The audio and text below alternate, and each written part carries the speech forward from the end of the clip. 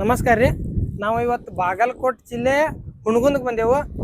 ನಿಮಗೊಂದು ರೀಸೆಂಟಾಗಿ ಗೊತ್ತಿರಬೇಕು, ಒಂದೆರಡು ತಿಂಗಳ ಹಿಂದೆ ಒಂದು ಮಹೀಂದ್ರಾ ಟ್ರ್ಯಾಕ್ಟರ್ ಇವೆಂಟ್ದಾಗ ಹುಬ್ಬಳ್ಳಿಗೆ ಹೋಗಿದ್ದು. ಅಲ್ಲಿ H1R ಸೀರೀಸ್ ಒಳಗೆ ಒಂದು 4 ಟ್ರ್ಯಾಕ್ಟರ್ ಲಾಂಚ್ ಮಾಡ್ರಿ ಅಂತ. ಈಗ ಏನೈತಿ, ಟ್ರ್ಯಾಕ್ಟರ್ ಲಾಂಚ್ ಅಂತ ಆಯ್ತು, ಕಸ್ಟಮರ್ ತೊಗೊಂಡ್ರು. ಕಸ್ಟಮರ್ ಒಪಿನಿಯನ್ ಹೆಂಗೈತಿ ಆ ಟ್ರ್ಯಾಕ್ಟರ್ ಬದಲ್ ಅಂತೇಳಿ ತಿಳ್ಕೊ ಸಂಬಂಧ ಇವತ್ತು ನಾವು ಹುಣಗುಂದಕ್ಕೆ ಬಂದೆವು. ಇಲ್ಲಿ ನಮ್ಮ ಸಂಗಾಟ ರೈತರು ಅದಾರು, ಈ ಟ್ರ್ಯಾಕ್ಟರ್ ಮಾಲಕರ ಅಂತ. ಅವ್ರನ್ನ ಕೇಳೋ, ನಾವು ಮಾಡರ್ನ್ ರೈತರು ಅದಾರ, ಅವ್ರ ಬಗ್ಗೆ ಅವ್ರದ್ದು ಸ್ಟೋರಿ ಮತ್ತು ಈ ಟ್ರ್ಯಾಕ್ಟರ್ ಅವ್ರ ಲೈಫ್ ಒಳಗೆ ಏನೇನು ಚೇಂಜಸ್ ಮಾಡೈತಿ. ನನ್ನ ಹೆಸರು ರಾಜೇಗೌಡ ಅಂತೇಳಿ, ರಾಜೇಗೌಡ ಶಂಕರಗೌಡ ಹನುಮಗೌಡ್ರ ಅಂತೇಳಿ.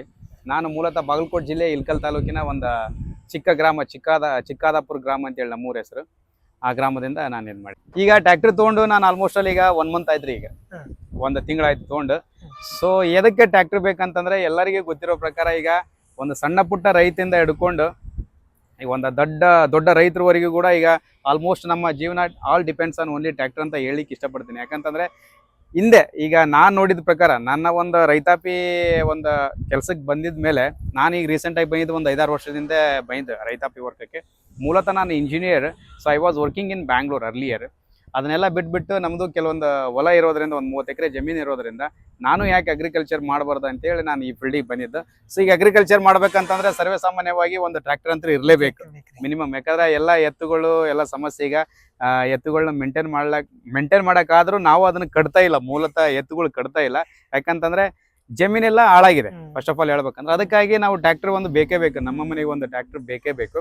ಸೊ ಆದ ಕಾರಣ ನಾನು ಒಂದು ಎಲ್ಲ ಬೇರೆ ಬೇರೆ ಕಂಪ್ನಿಗಳನ್ನು ಸರ್ಚ್ ಮಾಡಿದೆ. ನಾನು ಯಾವ ಟ್ರ್ಯಾಕ್ಟರ್ ತೊಗೊಂಡ್ರೆ ಬೆಸ್ಟ್ ನಮ್ಮ ಒಂದು ಜಮೀನುಗಳಿಗೆ ಅಂತೇಳಿ ತೊಗೊಂಡ ನಂತರ ನಾನು ರೀಸೆಂಟಾಗಿ ಹುಬ್ಳಿಗೂ ಹೋಗಿದ್ದೆ. ಹುಬ್ಳಿಯಲ್ಲಿ ಈ ಮಾಡೆಲ್ ಲಾಂಚ್ ಮಾಡಿದ್ದು ಹುಬ್ಳಿಯಲ್ಲಿ, ಹೊಸ ಸೀರೀಸ್ ಮಹೀಂದ್ರಾ 575 ಇದು AI ಟೆಕ್ನಾಲಜಿ ಅಂತೇಳಿ ಹೊಸ ಒಂದು ಮಾಡೆಲ್ ಲಾಂಚ್ ಮಾಡಿದ್ರು. ಸೊ ಅಲ್ಲಿ ನೋಡಿ ನಾನು ಒಂದು ಇದಕ್ಕೆ ಫಿದಾ ಆಗಿದ್ದು, ನಾನು ಯಾಕೆ ಈ ತರ ಒಂದು ಟ್ರ್ಯಾಕ್ಟರ್ ತಗೋಬಾರ್ದು ಅಂತ, ಹೊಸ ಮಾಡೆಲ್ ತಗೋಬಾರ್ದು ಅಂತೇಳಿ ನಾನು ಅನ್ಕೊಂಡೆ.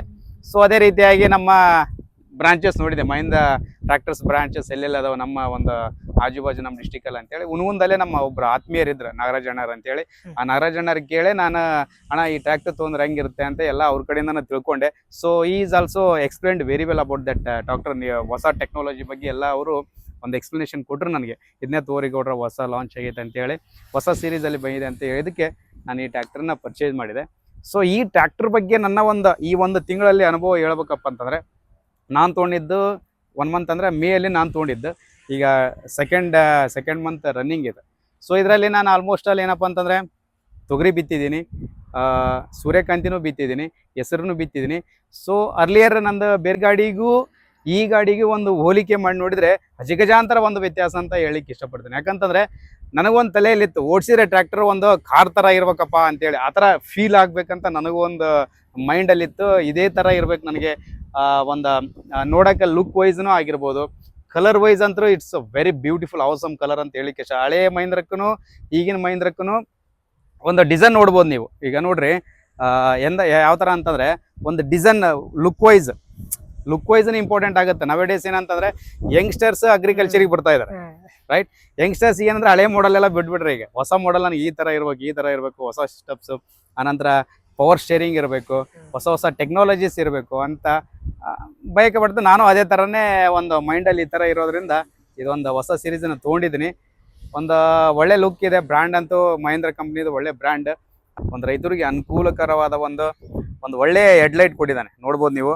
ಒಂದು ಹೆಡ್ಲೈಟ್ ಕೊಟ್ಟಿದ್ದಾನೆ, ಹೈ ಬೀಮ್ ಅಂತ ಹೇಳಲಿಕ್ಕೆ ಇಷ್ಟಪಡ್ತೀನಿ. ಇದನ್ನು ನೈಟ್ ಹೊತ್ತಲ್ಲಿ, ಓಕೆ, ಕಾಮನ್ ಆಗಿ ಏನು ಟ್ರ್ಯಾಕ್ಟರ್ಗೆ ಕೊಟ್ಟಿರ್ತಾರಲ್ಲ ಬೇರೆ ಟ್ರ್ಯಾಕ್ಟರ್ಗೆ, ಆ ಟ್ರ್ಯಾಕ್ಟರ್ಗಿಂತ ಒಂದು ಒಳ್ಳೆ ಒಂದು ಹೆಡ್ಲೈಟ್ ಅಂತ ಹೇಳಲಿಕ್ಕೆ ಇಷ್ಟಪಡ್ತೀನಿ. ಯಾಕಂದರೆ ಒಂದು ಟ್ಯೂಬ್ಲೈಟ್ ಹಾಕಿದಂಗೆ ಕಾಣುತ್ತೆ. ನಾನು ಹೊಲದಲ್ಲಿ ಏನಾರ ಬೆಳಗ್ಗೆ ಹೋಗಿದ್ದೆ, ನಾನು ಅರೌಂಡ್ ಒಂದು 4-4:30 ಹೋಗಿದ್ದೆ. ಸಿಕ್ಕಾಪಟ್ಟೆ ಕತ್ಲಿತ್ತು. ಈ ಲೈಟ್ ಹಾಕಿದ ತಕ್ಷಣವೇ ಒಂದೇನಪ್ಪ ಅಂತಾರೆ, ಒಂದು ಒಳ್ಳೆ ಬೆಳಕು ಫ್ರಂಟ್ ಏನಿದೆ ಅಲ್ಲ, ಒಂದು ಆಲ್ಮೋಸ್ಟ್ ಅಲ್ಲ ಒಂದು 200 ಮೀಟರ್ವರೆಗೂ ಒಂದು ಒಳ್ಳೆ ಬೆಳಕು ಅಂತ ಹೇಳಲಿಕ್ಕೆ ಇಷ್ಟಪಡ್ತೀನಿ. ರೈತರಿಗೆ ಅದೊಂದು ಅಡ್ವಾಂಟೇಜ್ ಈ ಲೈಟ್ಗಳಿಂದ. ರಾತ್ರಿ ಹೊತ್ತು ಹೊಡಿಲಿಕ್ಕೆ ಹೋದರೆ ಕೆಲವೊಂದು ನೈಟ್ ಟೈಮಲ್ಲಿ ಕೆಲಸ ಮಾಡೋದಿರುತ್ತೆ ರೈತರಿಗೆ, ಅದು ತುಂಬ ಅನುಕೂಲ ಆಗುತ್ತೆ. ಅದಾದ ನಂತರ ಇಲ್ಲಿ ನೋಡ್ಬೋದು ನೀವು, ರೈತರಿಗೆ ಮೇನ್ ಬೇಕಾಗಿರೋದು ಏನಪ್ಪ ಅಂತಂದ್ರೆ ಒಂದು ಒಳ್ಳೆ ಎಕ್ಸೆಲ್. ಈ ಮಾಡೆಲಲ್ಲಿ ಒಂದು ಹೆವಿ ಡ್ಯೂಟಿ ಎಕ್ಸೆಲ್ ಕೊಟ್ಟಿದ್ದಾರೆ, ನೋಡ್ಬೋದು ನೀವು ಇಲ್ಲಿ. ಈ ಫ್ರಂಟ್ ಏನಿದೆ ಅಲ್ಲ ಎಕ್ಸೆಲ್ ಇದೆ, ಹೆವಿ ಡ್ಯೂಟಿ ಎಕ್ಸೆಲ್ ಅಂತ ಹೇಳಿಕ್ಕೆ ಇಷ್ಟಪಡ್ತೀನಿ. ಒಂದು ಒಳ್ಳೆ ಎಕ್ಸೆಲ್ ಕೊಟ್ಟಿದ್ದಾರೆ. ಅದಾದ ನಂತರ ಡಬಲ್ ಸೈಡ್ ಪಂಪ್ನು ಕೊಟ್ಟಿದ್ದಾರೆ, ಸ್ಟೇರಿಂಗ್ ಪಂಪ್ನ. 2 ಸೈಡ್ ನಾವು ರೊಟೇಟ್ ಮಾಡೋದ್ರಿಂದ, ಫಾರ್ ಎಕ್ಸಾಂಪಲ್ ಈಗ ಹೆಂಗಪ್ಪ ಅಂತಂದರೆ, ಒಂದು ಸೈಡ್ ಸಿಂಗಲ್ ಪಂಪ್ ಕೊಟ್ಟಿದ್ರಂದ್ರೆ ಒಂದು ಸೈಡ್ ಏನಾದರೂ ತಿರುಗಿಸ್ಬೇಕಂದ್ರೆ ಭಾಳ ಈಸಿಯಾಗಿ ರೊಟೇಟ್ ಆಗ್ತಿತ್ತು.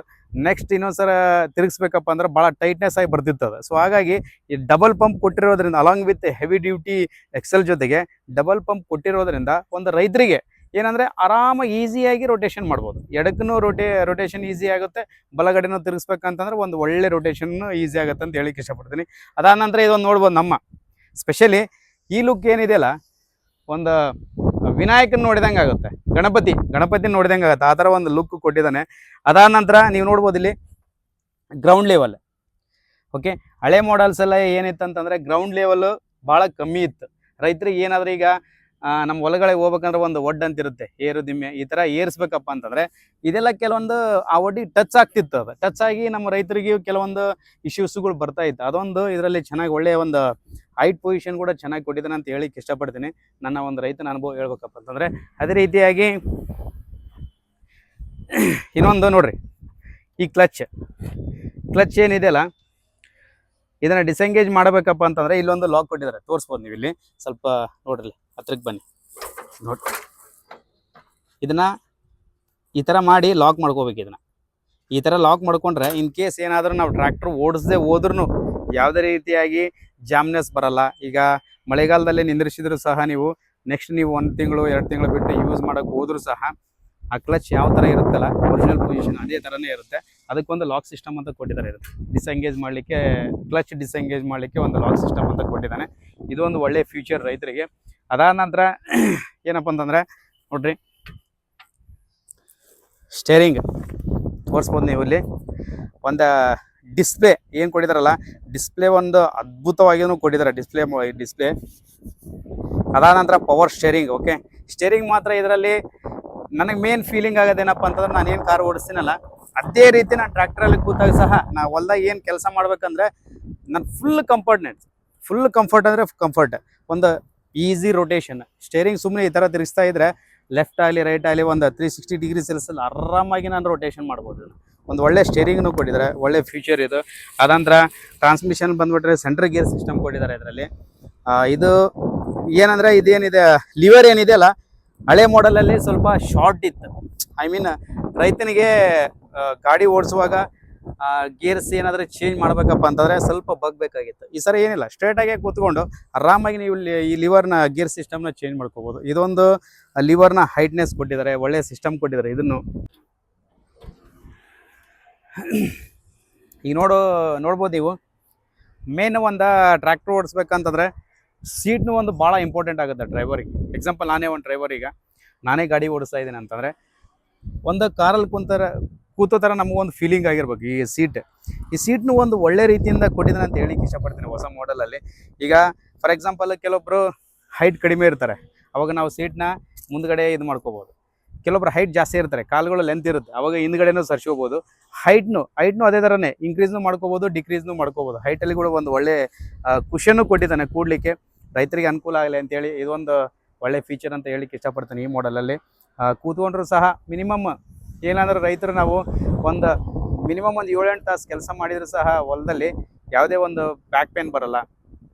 ಕೂತೀವಂತೇಳಿ ಸೀಟ್ ಮೇಲೆ ಕೂತೀವಂತೇಳಿ ನಮಗೇನು ಆ ಥರ ಒಂದು ಒಳ್ಳೆ ಕಂಫರ್ಟ್ ಫೀಲಿಂಗ್ ಆಗಬೇಕು ರೈತರಿಗೆ, ಆ ಥರ ಒಂದು ಸೀಟ್ನು ಕೊಟ್ಟಿದ್ದಾನೆ ಅಂತ ಹೇಳಿಕ್ಕೆ ಇಷ್ಟಪಡ್ತೀನಿ.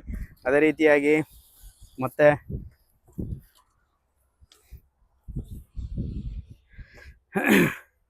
ಈ ನೋಡಿರಿ ಹೈಡ್ರಾಲಿಕ್ ಸಿಸ್ಟಮ್ನು ನೋಡ್ಬೋದು ನೀವು. ಒಂದು ಹೈಡ್ರಾಲಿಕ್ ಸಿಸ್ಟಮ್ನು ಒಂದು ಒಳ್ಳೆ ಹೈಡ್ರಾಲಿಕ್ ಲಿಫ್ಟಿಂಗ್ ಕೆಪಾಸಿಟಿನೂ ಆಲ್ಮೋಸ್ಟ್ ಅಲ್ಲಿ ಒಂದು ಅಪ್ ಟು 1800 to 2000. ಓಕೆ, ಅಲ್ಲಿವರೆಗೂ ನೀವು ಲಿಫ್ಟಿಂಗ್ ಕೆಪಾಸಿಟಿನೂ ಒಂದು ಒಳ್ಳೆ ರೀತಿಯಿಂದ ಕೊಟ್ಟಿದೆ ಅಂತ ಹೇಳಿಕ್ಕೆ ಇಷ್ಟಪಡ್ತೀನಿ. ಅದಾದ ನಂತರ ಟಾರ್ಕಲ್ಲಿ ಬಂದಂದ್ರೆ ಅರೌಂಡ್ ಒಂದು ಈಗ 190, ಇದು ಈ ಮಾಡಲಿಗೆ ಬಂದುಬಿಟ್ಟು 195 ಟಾರ್ಕ್ ಇದೆ. ಟಾರ್ಕ್ ಅಪ್ಪ ಏನಂತಂದರೆ ಎದಕ್ಕೆ ನಾವು ಟಾರ್ಕ್ ಇಂಪಾರ್ಟೆಂಟ್ ಆಗುತ್ತೆ ಅಂತಂದರೆ ಟ್ರ್ಯಾಕ್ಟರ್ ಒಳಗಡೆ ತಾಕತ್ತು. ಈಗ ಫಾರ್ ಎಕ್ಸಾಂಪಲ್ ನಾನು ಈಗ 2 ಪಲ್ಟಿ ಪಳ ಹೊಡಿತಿರ್ತೀನಿ, ಇಲ್ಲಾಂದ್ರೆ 3 ಒಂದು ಪಲ್ಟಿ ಪಳ ಹೊಡಿತಿರ್ತೀನಿ. ಆ ಟೈಮಲ್ಲಿ ನಮ್ಗೆ ಏನಂದರೆ ಗಾಡಿ ತಾಕತ್ತು ಇಂಪಾರ್ಟೆಂಟ್ ಆಗುತ್ತೆ. ನಿಲ್ಬಾರ್ದು, ಮೌಸಮ್ ಕಟ್ಟಾಗಬಾರ್ದು, ದಮ್ ಕಟ್ಟಾಗಬಾರ್ದು ಅಂತೇಳಿ ಅದನ್ನು ಟಾರ್ಕ್ ಸಹ ಒಂದು ಒಳ್ಳೆ ಟಾರ್ಕ್ ಕೊಟ್ಟಿದ್ದಾನೆ ಅಂತ ಹೇಳಿಕ್ಕೆ ಇಷ್ಟಪಡ್ತೀನಿ ಈ ಮಾಡಲಲ್ಲಿ ಸಹ. ಹೋಗುವಾಗ ಒಂದು ಒಳ್ಳೆ ರೀತಿಯಿಂದ ಟ್ರ್ಯಾಕ್ಟರ್ ಮೂವ್ ಆಗ್ತಾನೆ ಇರಬೇಕು, ಎಲ್ಲಿ ನಮಗೆ ಸ್ಟಾಪ್ ಆಗಬಾರ್ದು. ಈ ಪಲ್ಟಿ ಪಳ ನೇಗ್ಲ ಹೊಡಿಯುವಾಗ ಎಲ್ಲಿ ಸ್ಟಾಪ್ ಆಗಬಾರ್ದು, ನಮಗೆ ಒಂದು ನೀಟಾಗಿ ಹೋಗ್ತಾನೆ ಇರಬೇಕು. ಅದಾದ ನಂತರ ನಾವು ಈಗ ಇದು ಮೈಲೇಜಿಗೆ ಬಂತಂದರೆ okay compare to other brands ನಾವು ಹೋಲಿಸಿದ್ದಾದರೆ ನಾನು ಈ ಟ್ರ್ಯಾಕ್ಟರ್ ಬಗ್ಗೆ ಹೇಳ್ತೀನಿ. ನಾನು ಓಡಿಸಿದ ಪ್ರಕಾರ ಅರೌಂಡ್ ಎವರೇಜ್ನು ಒಂದು ಒಳ್ಳೆ ಎವರೇಜ್ ಡೀಸೆಲ್ ಒಂದು ಎವರೇಜ್ನು ಒಳ್ಳೆ ಇದೆ ಅಂತ ಹೇಳಿಕ್ಕೆ ಇಷ್ಟಪಡ್ತೀನಿ. ಯಾಕಪ್ಪ ಅಂತಂದರೆ ಮೇನ್ ರೈತರಿಗೆ ಬೇಕಾಗಿರೋದೇ ಮೈಲೇಜ್. ಓಕೆ, ಯಾವುದೇ ಒಂದು ಟ್ರ್ಯಾಕ್ಟರ್ ಯೂಸ್ ಮಾಡ್ತಾ ಇದ್ದೇನೆ ಅಂತಂದರೆ ಕನ್ಸ್ಯೂಮ್ಷನ್ ಇಲ್ಲಿ ಜಾಸ್ತಿ ಇರುತ್ತೆ, ಅದು ರೈತನಿಗೆ ಒಂದು ಹೊಡೆತ ಅಂತಲೇ ಹೇಳಿಕ್ಕೆ ಇಷ್ಟಪಡ್ತೀನಿ. ನಾವು ಡೀಸೆಲ್ ಕನ್ಸ್ಯೂಮ್ಷನ್ ಈಗಿನ ಪರಿಸ್ಥಿತಿಯಲ್ಲಿ ಎಷ್ಟು ಕನ್ಸ್ಯೂಮ್ಷನ್ ಕಡಿಮೆ ಇರುತ್ತೆ, ರೈತನಿಗೆ ಅದೊಂದು ಲಾಭದಾಯಕ ಅಂತ ಹೇಳಿಕ್ಕೆ ಇಷ್ಟಪಡ್ತೀನಿ. ಅದೇ ರೀತಿಯಾಗಿ ಸರ್ವಿಸ್ ಬಗ್ಗೆ ಬಂದ್ರೆ ಒಂದು ನಮ್ಮ ಹುನಗುಂದಲ್ಲಿ ಈಗ ಬಾಲಾಜಿ ಅಗ್ರಿಟೆಕ್ ಏನಿದೆ ಅಲ್ವಾ, ಒಂದು ನಾಗರಾಜ್ ಅವ್ರದ್ದು ಒಂದು ಈ ಟ್ರ್ಯಾಕ್ಟರ್ ಶೋರೂಮು ಒಂದು ಒಳ್ಳೆ ಸರ್ವಿಸ್ ಕೊಟ್ಟಿದ್ದಾರೆ ಅಂತ ಹೇಳಿಕ್ಕೆ ಇಷ್ಟಪಡ್ತೀನಿ. ಓವರ್ ಆಲ್ ಪರ್ಫಾರ್ಮೆನ್ಸ್ ಹೇಳ್ಬೇಕಂತಂದರೆ this tractor is very very good ಮೆಂಟ್ ಫಾರ್ ಅಗ್ರಿಕಲ್ಚರ್ ಪರ್ಪೋಸ್ ಅಂತಲೂ ಹೇಳಿಕ್ಕೆ ಇಷ್ಟಪಡ್ತೀನಿ. ಅದೇ ರೀತಿಯಾಗಿ ಎವರೇಜ್ ಒಂದು ಒಳ್ಳೆ ಎವರೇಜ್ ಮೇನ್ ಬೇಕಾಗಿರೋದು ನಮ್ಮ ರೈತರಿಗೆ ಎವರೇಜ್. ಅದಾದ ನಂತರ ಈಗ ತಾಕತ್, ಗಾಡಿ ತಾಕತ್, ದಮ್ಮ ಏನಂತ ಹೇಳ್ತೀವಲ್ಲ ಕೆಲವೊಂದು ಆಡು ಭಾಷೆಗಳಲ್ಲಿ ಹೇಳ್ತೀವಿ ನಾವು, ಅದ್ರದ್ದು ಒಂದು ಇಂಪಾರ್ಟೆಂಟ್ ಆಗುತ್ತೆ. ಅದಾಗಿ ಓವರ್ ಆಲ್ ಪರ್ಫಾರ್ಮೆನ್ಸ್ ಲುಕ್ ವೈಸೂ ಚೆನ್ನಾಗಿರ್ಬೇಕು ಗಾಡಿ. ಒಂದು ಡ್ರೈವರ್ ಕೂತ್ನಪ್ಪ ಅಂತಂದರೆ ಒಂದು ಒಳ್ಳೆ ಫೀಲಿಂಗ್ ಇರಬೇಕು, ಅದನ್ನು ಕೂಡ ಒಳ್ಳೆ ಸಿಸ್ಟಮೆಟಿಕ್ಕಾಗಿ ಕೊಟ್ಟಿದ್ದಾನೆ. ಓವರ್ ಆಲ್ ಪರ್ಫಾರ್ಮೆನ್ಸ್ ಹೇಳ್ಬೇಕಂತಂದರೆ ಒಂದು 100% ಅಂತ ಹೇಳಿಕ್ಕೆ ಇಷ್ಟಪಡ್ತೀನಿ ನಾನು. ಸೊ ಇಷ್ಟು ನನ್ನ ಒಂದು ಅನುಭವದ ಮಾತು ಹೇಳಿಕ್ಕೆ ಅಂತ ಇಷ್ಟಪಡ್ತೀನಿ. Thank you very much.